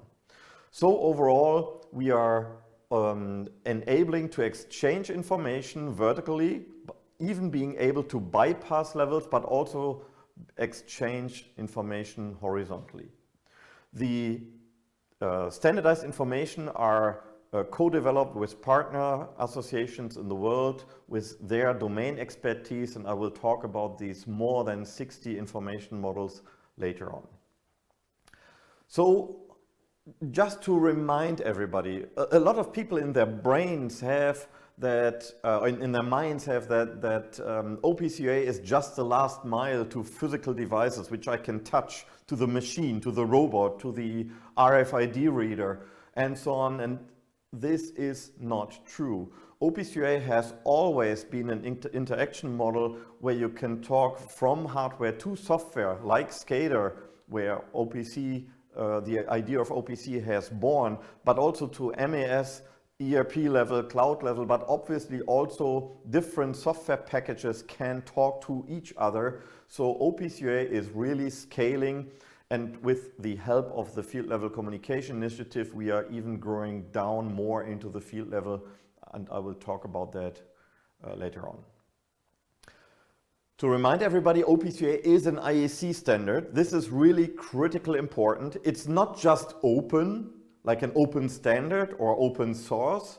I mean, open is what nearly everybody is, and mostly they are open for new members. Here, it really means we are fulfilling everything to be a recognized IEC standard with rules where you can trust on and rely on. And this is important for our partners, for collaborations, defining information models. And it's also a pleasure, and we are happy that OPC UA has been selected as a national standard in a lot of countries and regions in the world. And here you see, for example, as one example, that OPC is also a Chinese standard, and the first part has been adapted in the year 2017, and later the other parts in 2018. And this is what I like to add. We are very successfully because we do first always prototyping. So we are publishing something for review, but before we had a prototyping phase where experts really try to make a proof of concept, and everything they figure out during this phase is being updated in the specifications to have a higher quality and a better user experience for the release later on. As mentioned before, there are three pillars. OPC UA as a technology on the left side, including security. In the middle, the modeling for different markets, not only factory automation, also process, also energy. And we have a certification program, which I'm talking a little bit more later on. Let's focus on OPC UA first of all. Definitely, I'm not talking too deep here about security because we have deep security presentations tomorrow, but I like to remind everybody that OPC UA has been designed with OPC UA built in by design, and so security is incorporated to all of the OPC UA levels.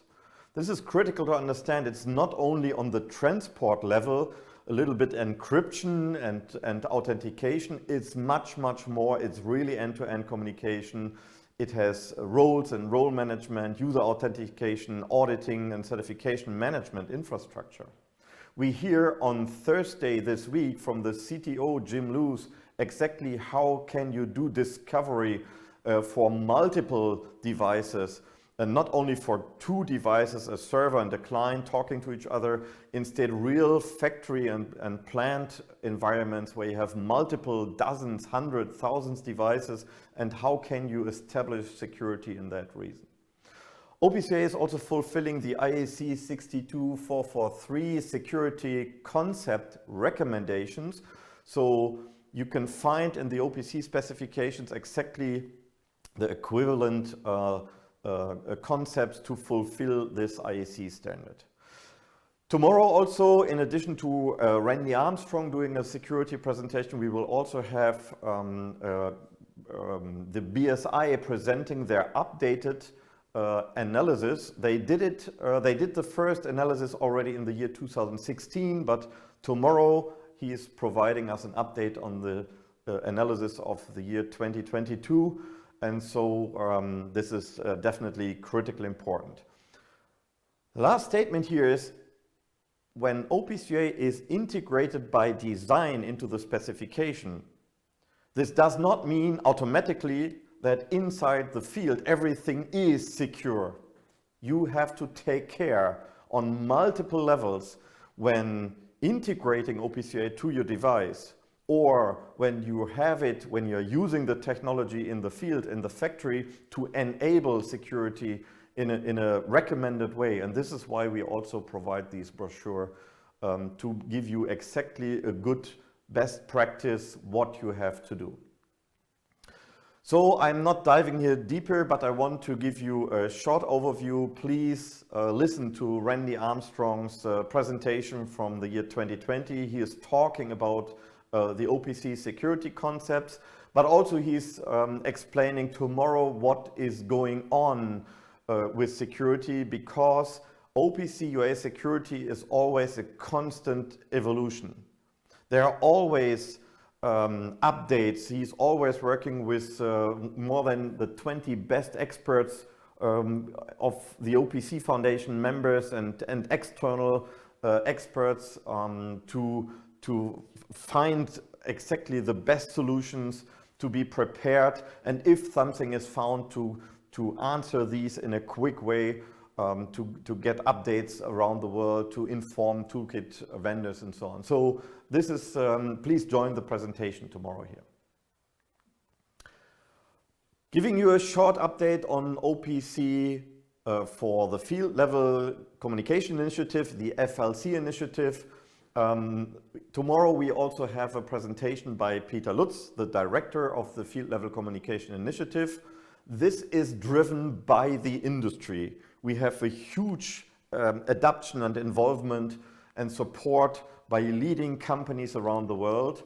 The 27 companies where you see the logos here are just the companies and the people who started the initiative, who do extra contribution. But there are many more experts really working in the working groups, over 300 people around the globe, bringing all the knowledge together to enable, to extend OPC UA to fulfill all the requirements for the OPC, for the field. And this is about deterministic transport. It's about safety, motion, include I/O operations and instrumentation, obviously. It is not only exchanging information, it's also how can I configure them in an online, offline mode. Mapping on different underlying IT infrastructures. The FLC initiative is not only taking care on let's do it with deterministic and TSN. TSN is just an option, but it first is mapped to UDP to have horizontal data exchange. TSN is an option to provide deterministic later on, but this group is also dealing with the mapping to Ethernet to make use of this technology in Ethernet APL in the process industry, or 5G, where you also can use deterministic transport. I believe it's critically important to mention that we have a great demo which we will show at the Hannover trade show and also at the Automate show in Detroit in begin June this year. Here you see exactly the live demo. You see all of the big brand companies here being involved with communication infrastructure, with controllers or with dashboard. And yeah, Peter Lutz is giving a deeper presentation tomorrow here. Well, if you have noticed, the OPC Foundation started all of these initiatives early. We started a TSN subgroup already in the year 2015. Later on in the year 2018, February, we released OPC UA PubSub as a new communication pattern, which was the base building block that the field level communication group could continue. And this group we have started in the year 2018, and we moved all existing initiatives which have been started earlier, also the safety which has been initiated by the P&O in the year 2017 under the roof of the field level communication initiative. And now we want to do the same with exactly the cloud initiative, because we also started different mechanisms, different initiatives and activities and work groups. For example, the cloud library, where Erik Barnstedt is talking more in detail tomorrow. This has been released in the year 2021 already, or we started last year the Cloud Federation project, and I'm talking more about that. We recently announced that major cloud vendors supported the initiative, but there's much more to do. Think about how do we interact with the asset administration shell? What about digital twins in general? What are about other technologies like Kafka? Do we need a specific mapping? Moving everything under one specific roof, cloud initiative makes definitely sense. So what we want to do is, the goal is to have one harmonized OPC UA solution, harmonized between different industries, process automation, factory automation, energy, scaling from field to IT, cloud and back. This is the goal, and you see here logos from major IT companies, and I will talk about that in a second. First of all, what is the cloud initiative? Again, we have the cloud library, we have the cloud federation. We are talking about how to connect assets in the field, in edge, with cloud. So the key word here is OPC UA over MQTT, and obviously we also have a lot of education and starter kits. So let's talk a little bit in more detail. First of all, cloud library, and also how does it fit together with the asset administration shell. This is just, again, this is just a teaser here because we will have a presentation on Thursday by Erik Barnstedt. He initiated this OPC UA cloud library. He will talk together and present together with Jonathan Malessa from INRAE about this UA cloud library is up and running. It is released. It's the world's largest library for OPC UA based information models with more than 60 information models. All of them are live, and we even have a commercial offering of this cloud library. So please join that presentation on Thursday. And second, Erik Barnstedt is really so deeply involved in all these Industry 4.0 initiatives in Germany, in different groups inside the OPC Foundation. He knows all about how are things connected to each other and interact with each other. So if you want to learn more about OPC UA and the asset administration shell, please join his presentation also on Thursday. Talking about the Cloud Federation, here we have a different challenge. The Cloud Federation is all about how does cloud systems talk to each other once the informations have been transported to the cloud already.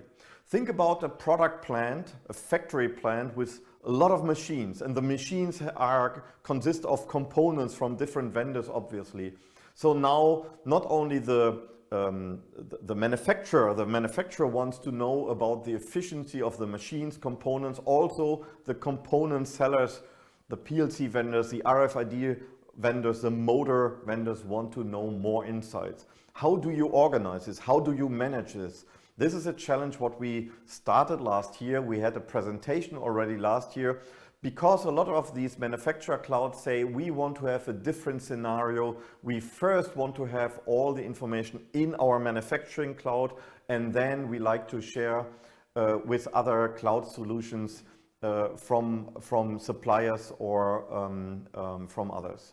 So the group is already working on this. I'm not going here in all the lines, but definitely they had two major work items to solve. One was the verification of the connected clients. So if all the machines and components are pushing data already to the manufacturer cloud, then this manufacturer broker need to be configured. Okay, who is allowed now to consume what kind of information? Who is verified to forward information into another cloud system?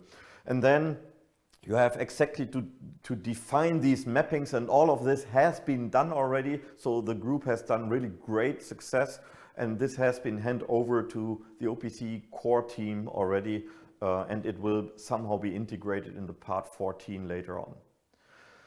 Talking about the next topic here is about OPC UA in modern industrial environments. Think about you have multiple devices and in a factory, in a plant, and now you want to push data up into a cloud. Obviously, MQTT is a fantastic technology to do that, and we have never, we always loved MQTT, right? Because we are using it, MQTT is part of the OPC UA pub subspec, which we published in February 2018. But unfortunately, MQTT is payload agnostic, which means there is no definition exactly about the structure and the content of the payload. So just think about, you have different vendors with different PLCs as an example here, and everybody would push information in a different way. You would have multiple additional efforts for always changing, making protocol converters by changing information and converters to convert from one mapping to another mapping. This is inefficient and nobody wants this. So the big question is, who is fulfilling a standard? Should the cloud provider support all the different mappings, what component providers are delivering to the market? Definitely not. And this is great. The big 6 cloud vendors of the world said, we are supporting one standard. The one standard is OPC UA over MQTT, because OPC is giving exactly defining the payload and the mapping. And this is why all of these big brand companies confirmed we are either already supporting this and offering it as a feature in our cloud services, or it's on our technical roadmap and we are working to make it happen and implementing this. So the press release, what we published begin February, has been listed AWS, Google, IBM, Microsoft Azure, Siemens MindSphere, and SAP. Not too bad, right? So we have a demo. This demo is working live already. It would have been shown at the SPS show with Beckhoff and Siemens controllers at the show. At this time, at the Hanover trade show, it will be extended with more devices from KUKA, from Phoenix Contact, from Vago, and multiple more. I just want to mention a few ones here. So please join the booth at the OPC Foundation at the Hanover trade show. If you want to learn more about these success stories, what has been established already, please join the OPC Foundation web. Please go and navigate to resources, materials, success stories. You find multiple stories, exciting stories. This morning, Espen Krogh already reported about his new project, but he was also involved with Equinor, moving about 1 million data points being connected to Microsoft Azure. And this is a fantastic story, learning why they did it and why also Equinor defined more information models and made them public. This is really the best for the community, what is existing. But we also are proud to have a second success story from a different market, from discrete manufacturing, where car manufacturer Renault is providing and pushing data into Google Cloud. And they are also using a lot of OPC UA in their factories. So just download and read that information and that success stories. Sometimes, and again, I ask already here the community, if you have exciting stories, please send me a message. And sometimes I'm smiling because then people send me something. I said, okay, I'm honestly not deeply aware of this technology, so we all maybe have to learn. So this time I got a message from Jason Farmer from Microsoft, and he says, hey, we are working with OPC UA on Acri, which is in combination with Kubernetes. And I thought, okay, we need to learn more about this. What does it mean? But here you see, OPC UA is used in the IT world. It is the de facto standard to connect to the OT world from IT, OT, make it happen. So people are playing around with the technology and making real products out of that, which you can use in the future. We should learn more about this and have a dedicated seminar on that one. Talking about the collaborations, this is something what is the core, because exactly OPC UA is a promise for secured semantic industrial interoperability, and the semantic has to be standardized by experts. Before I come and list all the different markets, I want to make sure that we have an understanding that whenever we do a cooperation with another partner, we have the same legal framework called MOCA, which it's an acronym for Multiple Organization Collaboration Agreement, which is the IP frame that whatever we do is free, available, free of charge, and that everybody is working on the same IP. So everybody who is implementing and using OPC UA based information models, which are done in cooperation with the OPC Foundation, is aware and is sure that this is under the same IP policies. You see below in the table that we have more than 60 groups, and these groups are defined in different categories, domain categories, and I'm definitely not listing all of them right now, but you see that we are pretty much more in manufacturing. That's true today. And this is exactly because of our key partner VDMA, and because they are running a lot of them. And maybe I have to increase the numbers, because I believe the VDMA last time presented they are running even 30 of these joint working groups. So there's a huge commitment for this area. But remember, the VDMA is not only doing discrete manufacturing, they also have a couple of other groups for pumps, which are also overlapping in the area of process industry. So, giving you a short update on the partners and collaborations here. In 2021, in total, we had 15 companion specifications which have been released. Some news very shortly. Together, the OPC Foundation, together with Fieldchrome Group, we are the owners of PA-DIM. Other organizations ask us to also become a co-owner. They also contributed a lot in the past, and the OPC Foundation is absolutely supporting this. We are ready to sign every momentum, the agreement, and to let others be a co-owner. And we want to be much in a closer contact with Fieldchrome Group to sync on other topics which are key for the process automation world. We agreed with the VDMA to include multiple more of their companion specifications and include them into the OPC Foundation CDT test tool, which is a good preparation for certification. So it's good for validation and later on maybe optional certification for companion specs also. We signed a so-called BOCA, which is Bilateral Organization Collaboration Agreement with the ZVE. This agreement is about that we want to share internal documents as early as possible to avoid any overlapping work. This is critically important, and so with the ZVE we want to run a joint webinar also in June 21-22 about OPC UA over 5G. It is about the deterministic transport of OPC information over 5G. It is not just to move data to a telecommunication vendor. It is horizontal deterministic transport.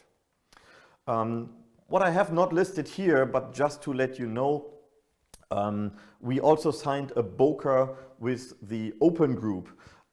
This is also critically important because also here we want to avoid any kind of overlapping standardization. This is stupid. It does not make any sense. So we want to be sure that the roadmap of the open group, because they are referencing and using and they defined OPC UA as their transport technology, is in line with the OPC Foundation and the OPC Foundation FLC initiative. This is key, and we are proud to cooperate here with the open group very closely. We already started the LUTS working group earlier. It is about laboratory and analytical device standard. It is fantastic to see that it has been initially started by Spectaris, and then other organizations joined, the VDMA joined. It has been extended to Japanese, Spain, Netherlands, and UK associations, and all of them agree to say this is the gravity center of worldwide information modeling for this laboratory analytical devices, which we want to cooperate and make it a success. I'm so fascinated on this initiative. We will have a dedicated presentation also on Wednesday about this from Matthias Arnold. He, together with Heiko Fessenmeier, will do a presentation because Heiko is the chair of the new KAISI working group. This is an internal working group where major market leaders, big brand enterprise companies, joined the OPC Foundation to sit together on a neutral ground, agree to the IPR policies, write a companion spec, make it open available for the best of the world, and they are working to specialize really on the integrating of analytical instrumentation systems into analytical data systems. So they are very, very close, aligned and cooperating with the LUTS working group. If you want to learn more about that, please join their presentation. Also, as a small teaser for the Wednesday presentation, we are starting a new cooperation on global positioning. So if you want to learn what is XYZ as a location, as a global positioning, this has been initiated by the association called OMLOGS. They are running under and hosted under P&O together with AIM-D. AIM is the standardization organization for auto ID devices, and the OPC Foundation. And one more, we will start a new joint working group about energy consumption. This has been initiated by the P&O. The P&O has an own spec on energy, Profi energy, but they thought, why not work together with the OPC Foundation to make it more general, more broader, that it scales up into the IT world. And so I'm happy that we also could win the ODVA, who's interested to join and contribute here, and the VDMA, because all of this should go and will go down into the UA for machinery, which I'm talking in a minute about. This energy consumption is definitely an interface where I personally believe that we could and we should also cooperate much more with the IT-driven world, because energy consumption is something what on the one hand is deeply involved and integrated into assets, but on the other hand you need these information also in cloud systems, in digital twins, and it would be a disaster just to start from scratch again to think about how do we organize the information, what are the units and so on. We should avoid any kind of double standardization here. We should always reference to what is existing, what has been done by domain experts, and maybe add missing information which is coming from different use cases. So I'm definitely looking forward. In general, what I learned as the result of this morning's presentations from the three keynote speakers here, we will have many more of energy-related information models in future. Talking about the VDMA shortly with two slides, or with one slide here, VDMA is not only running about 30 plus companion specification in the area of discrete, mostly discrete manufacturing, but also others like pumps and motors, what I mentioned before, they also early realized the big efforts of harmonization. Same as the OPC Foundation, where we as the OPC Foundation have a harmonization group under the lead of Dr. Wolfgang Mahnke. Also the VDMA has an harmonization group, and they are closely working with each other. The idea is to avoid, again, any kind of double standardization of information. A robot has an energy interface, an injection molding machine also has an energy interface. It should be the same if possible. And this is just one example. There are multiple more examples where you get more insights also tomorrow, where on Wednesday, where Dr. Mahnke has a presentation being the lead of these harmonization efforts. Part of this OPC UA for machinery is exactly the harmonization and having these building blocks exactly dealing with the topics identification, machine status, job management, and much more is coming, like energy management, what I mentioned before, but also a scheduler for actions where you want to schedule activities. For example, I want to switch off light or down, decrease a little bit the heating temperature in my buildings. So something what we also learned from the BACnet area. Okay, talking about certification, I just want to mention that we have a certification program. Obviously, I mentioned it's open also for non-paying OPC members. You have to pay your daily fee. Members get a discount for sure. But we also provide the OPC UA the OPC CTT tool, which provides more than 1,800 test scripts. Not only tests the functionality of OPC UA servers and clients, but also more and more checking and validating, is your information model correctly available in your device? Is the instance of the information model correctly addressable, and so on. So this is definitely very high value. We want to cooperate also much more closer to other standardization organizations on the level of certification. I truly believe that in future we will have more and more so-called hybrid products where, for example, a product is supporting a specific field bus system for deterministic exchange on the south port, but on the north port today they are using OPC UA.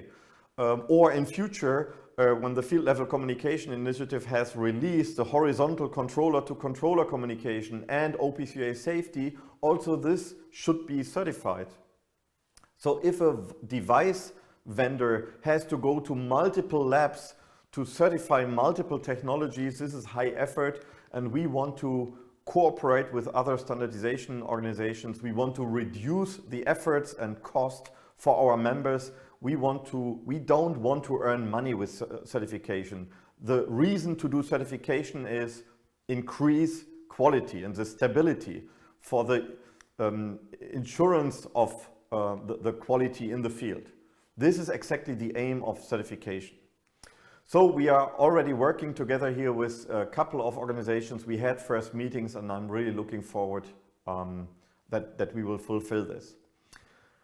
The next short teaser is about an upcoming new product catalog where you have much more filters, where you can see exactly, I'm looking for a specific asset, could be a device, could be a machine, could be a software service, but this asset should support a specific OPC UA functionality, a specific profile. For example, like, I'm looking only for PLCs which are providing OPC UA over MQTT because I want to have this standard and not a standard designed on a proprietary mapping to MQTT. Or you want to have exactly devices which are supporting OPC UA safety, and you have understood the story this is going on. So we started this last year. We will have this live and upcoming soon, very soon this year, and you will see press activities on this later this year. What is coming up also in this year, give you a very short update. Activities, we provided an OPC UA IIoT starter kit. This shows how easy OPC UA is. OPC UA is not complicated if you just start and want to get an impression. Just download the image here from the OPC Foundation web, from GitHub, just put it on a Raspberry Pi, and immediately with less than 1 hour you're connected. We are providing today 3 different use cases to push OPC UA over MQTT data into a broker and from there to other systems. That's easy. Also, other toolkit vendors provide you ramp up starter kits with demo software, or also even based on Raspberry Pi platform. So OPC UA at the begin is not that complicated. Just play around, just start. Definitely because of the super rich feature set, it is becoming a little bit more complicated, but then you have really complicated systems, and then you have to deal with these technologies. How can I do discovery in a factory floor where I have 5,000 devices? This is no longer just, oh, I have here a simple protocol and it's a little bit more efficient because the payload is just 200 bytes and hey, OPC has 300 bytes. This is peanut. This is a stupid discussion because OPC UA has much other mechanisms built in to save the bandwidth in a factory by just sending data when the value has changed, or when the value has changed just by 3%, or do callbacks and so on. So overall, how much your network and your bandwidth is used is calculated on multiple more parameters and not only on one message. The next one, we are educating the world and helping to educate them. We are providing a so-called OPC UA academic program with over 260 slides in different areas on the architecture, on security, on modeling capabilities. This is a slide deck which is even recorded and explained that professors who are using this for their academic, non-commercial use can take over all of the content, whatever they like. They can select some pieces, they can select a graphic, they can extend it with their own local given industries. So this is definitely a fantastic program.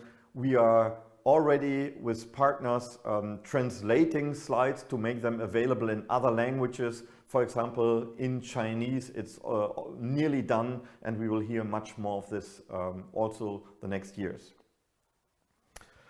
Friendly invitation to join the OPC Foundation at the Hannover Messe upcoming end of this month. It is again the largest booth we ever had with 255 square meters. We are showing everything. We have a huge area for the OPC UA for field initiative, field level communication initiative. We have this huge demos with horizontal communication, with OPC UA safety. We have experts on the booth.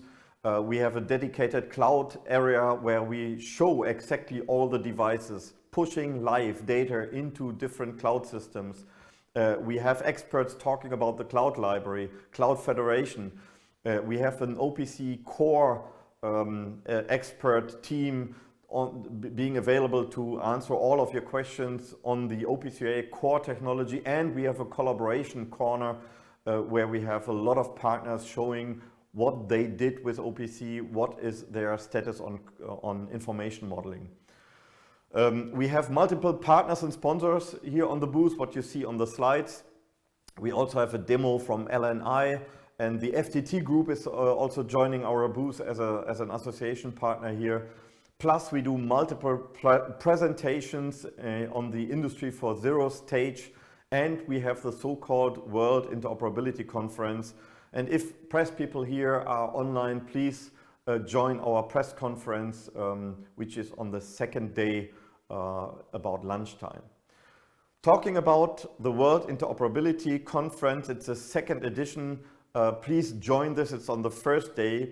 We have fantastic speakers talking exactly about the first experience on implementing an asset administration shell based on the OPC UA technology out of the automotive space, but also IT companies talking and discussing about why OPC UA over MQTT makes sense, what is the status, what is the roadmap. This is a fantastic conference and you should not miss this. It's free of charge, just go to the OPC Foundation web and register soon.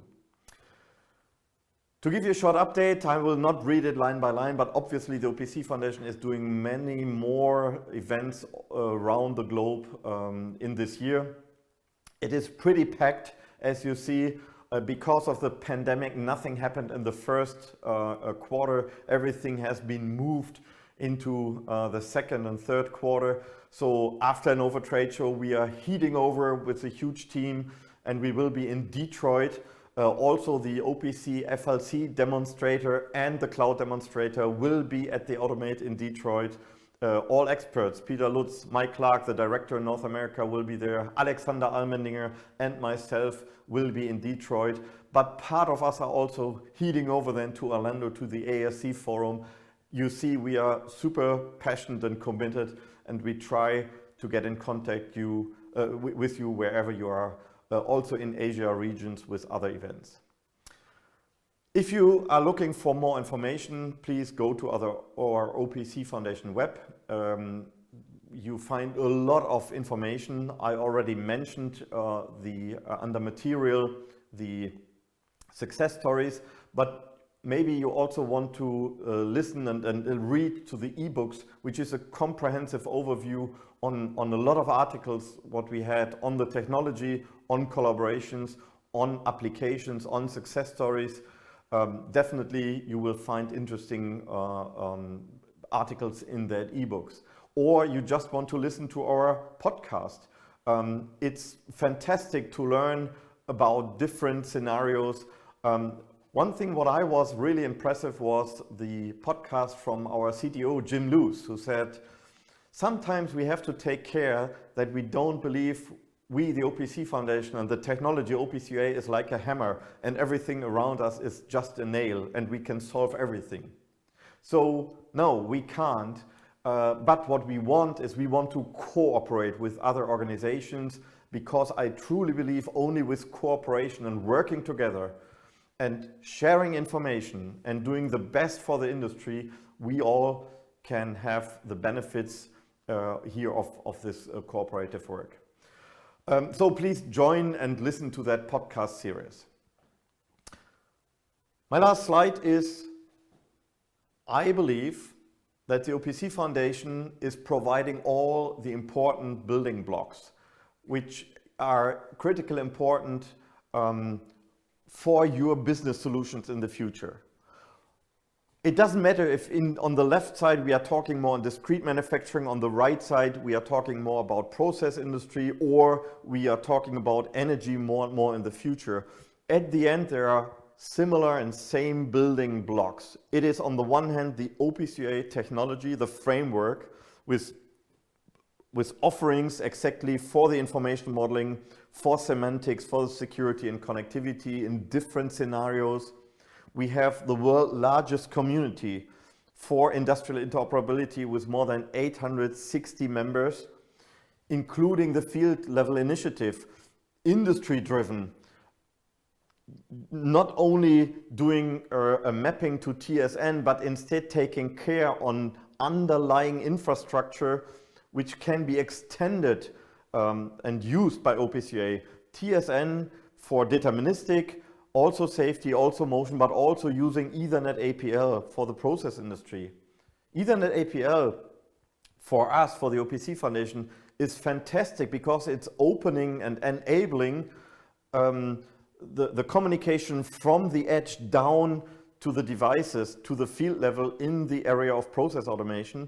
And so in future, definitely you are plugging in your flow meter, the flow meter is booting and is sharing standardized information out of the flow meter based on OPC UA and OPC UA over MQTT. And definitely then the last building block on information models, standardized information defined by domain experts, harmonized with others to not reinvent the wheel always and to find a solution to only have one information model for a dedicated purpose. What is missing a little bit in the graphic, and I have to add this, is also the cloud initiative, adding exactly what we mentioned with the digital twin, the cloud library, cloud federation, and multiple more solutions in the future. So overall, this was my presentation. My hope is you got a little bit the impression on where are we today, but also where are we going and what happened over the last months. Please join the presentations, what I was teasering here on tomorrow, but also on Wednesday. It is fantastic to learn from all the experts what they have done, what is their knowledge, what is their expertise, and this will be an eye-opener for you where OPC UA is adapted already and what is possible with this technology, where you can save money, because once you integrated this into your device, into your service, you have so many benefits because you are reducing your engineering cost and you make something which you can't do on your own with proprietary standards. With this, I like to close the presentations of today of the OPC Day International 2022. I'd like to thank you all the keynote speakers providing thrilling information. We definitely selected, I believe, the right topics on the first day on the biggest challenge for all of us, the energy transformation. And this is also where I like to thank the audience staying online with us. Thank you so much. All slides and the content will be shared later on. Please join the next days, the other presentations from other speakers. Stay tuned wherever you are right now in the world. Have a good day, have a good morning, good evening, good afternoon, good night, wherever you are right now. Thank you so much. Bye-bye.